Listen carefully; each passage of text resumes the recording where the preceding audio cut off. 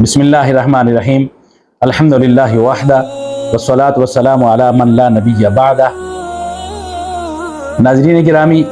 اللہ رب العالمین نے انسان کو اپنی عبادت کے لیے پیدا کیا ہے۔ عبادت کا لفظ عبد سے نکلا ہے، جس کے معنی ہے پرستش اور بندگی۔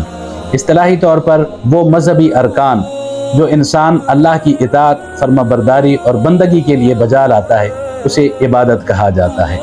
عبادت الہیہ کی درست ادائیگی کے لیے یہ بات از حد ضروری ہے کہ عبادت کی شرائط، اس کے لوازمات اور اس کے آداب کو ملحوظ خاطر رکھا جائے۔ عبادت کرنا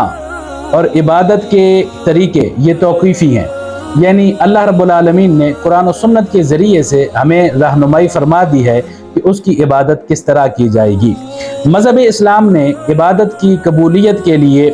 جو بنیادی تقاضے بیان کیے ہیں، ان پر عمل کرنا انسان کے لیے انتہائی ضروری ہے، اور ان کے بارے میں جاننا وہ بھی انسان کے لیے انتہائی ضروری ہے۔ انتہائی قابل غور بات یہ ہے کہ ایک انسان عبادت کرنے کے لیے تکلیف اٹھاتا ہے، اور وہ اپنے خشوع و خضوع کا مظاہرہ بھی کرتا ہے، وہ اپنے اخلاص کو بھی بروئے کار لاتا ہے، لیکن اس کے باوجود کسی جہالت، کم علمی، نافہمی کی وجہ سے وہ عبادت کا مکمل اجر حاصل نہیں کر پاتا،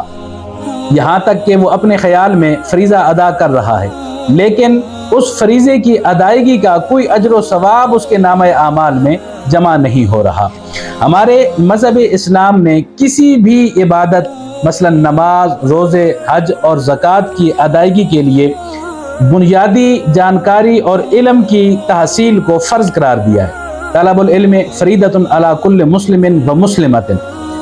علم حاصل کرنا یہ ہر مسلمان مرد اور ہر مسلمان عورت پر فرض ہے، اور تمام علماء کرام اس حدیث مبارکہ کی تشریح میں یہ بیان کرتے ہیں کہ اس علم سے مراد یہ ہے کہ بندہ کسی بھی عبادت کے لیے بنیادی علوم کو اور بنیادی مسائل کو جان لے، اور اس کے بارے میں اتنا علم رکھتا ہو کہ وہ اپنی رہنمائی کے لیے اور اس عبادت کے درست ہونے کے لیے خود ان مسائل کو اخذ کر سکے، یا ان کے بارے میں اس کی معلومات میں یہ چیز موجود ہو کہ میں نے اس عبادت کو کس طرح ادا کرنا ہے۔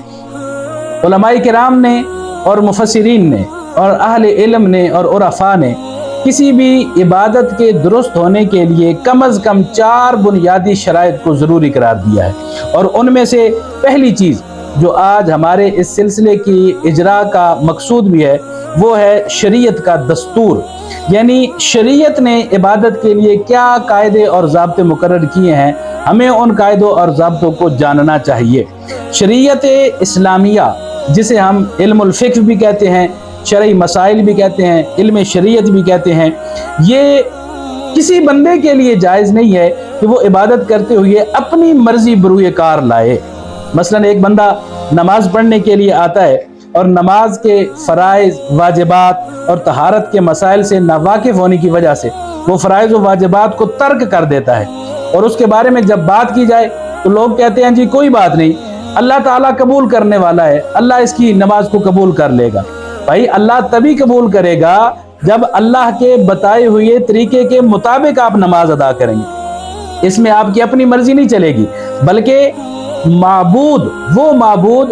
جس کے آپ عابد ہیں، اس کی عبادت کرنے کے لیے اسی معبود کی مرضی چلے گی کہ وہ معبود کیسے چاہتا ہے، کیا چاہتا ہے کہ جب آپ نماز پڑھنے کے لیے مثلاً آئیں تو نماز کی ادائیگی کے لیے آپ کیا کیا کر کے آئیں، آپ کو کیا کرنا چاہیے۔ آپ اس بات کا اندازہ کریں کہ جب آپ نماز کے لیے کھڑے ہوں تو یہ اس اللہ کی مرضی ہے اور یہ اس کا حکم ہے کہ جب آپ نماز کے لیے آئیں تو آپ کا لباس پاک ہو، آپ کا جسم پاک ہو، یہ اس کی مرضی ہے اور یہ اس کا حکم ہے کہ عبادت والی جگہ پاک ہو، جہاں آپ کی مرضی نہیں چلے گی، یہاں صرف اور صرف اللہ رب العالمین کے حکم کی فرما برداری کی جائے گی، اور اللہ کے رسول کریم صلی اللہ علیہ وسلم کی سنت مبارکہ کی پیروی کی جائے گی۔ علماء کرام اور بالخصوص علامہ ابن کثیر رحمۃ اللہ تعالی علیہ فرماتے ہیں کہ قبول عبادت کے لیے عمل کا 2 شرطوں پر منحصر ہونا ضروری ہے۔ پہلی شرط یہ ہے کہ عمل خالصتاً اللہ رب العالمین کے لیے ہو،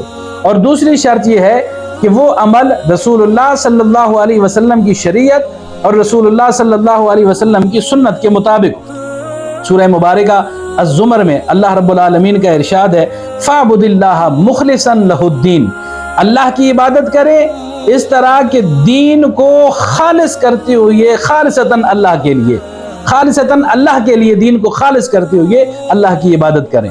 اور ایک اور مقام پر اللہ رب العالمین ارشاد فرماتا ہے وَمَا أَتَاكُمُ الرَّسُولُ فَخُذُوهُ وَمَا نَهَاكُمْ عَنْهُ فَانْتَهُوا، یعنی جو کچھ تمہیں رسول کریم صلی اللہ علیہ وسلم عطا کرے وہ تم پکڑ لو، اور جس چیز سے رسول کریم تمہیں منع کرے اس چیز سے رک جاؤ۔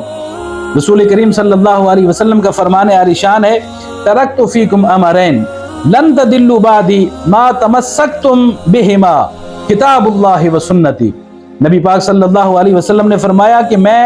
تمہارے پاس دو چیزیں چھوڑے جا رہا ہوں، اگر تم ان دونوں کو پکڑے رکھو گے تو تم کبھی بھی گمراہ نہیں ہو سکتے۔ وہ دو چیزیں کون سی ہیں؟ کتاب اللہ اور سنت رسول اللہ، اللہ تعالیٰ کا قرآن اور رسول کریم صلی اللہ علیہ وسلم کی سنت مبارکہ، اور اسی کا نام شریعت ہے، قرآنی احکام کا اور سنت رسول کریم کا، اسی چیز کا نام شریعت ہے، اور اس کو ہم فقہ اسلامی کہتے ہیں، اور اسی کو ہم شرعی مسائل کا نام دیتے ہیں، اور ان مختلف موضوعات سے ہم تعبیر کرتے ہیں جو فقہ سے متعلق ہیں۔ شریعت اسلامیہ میں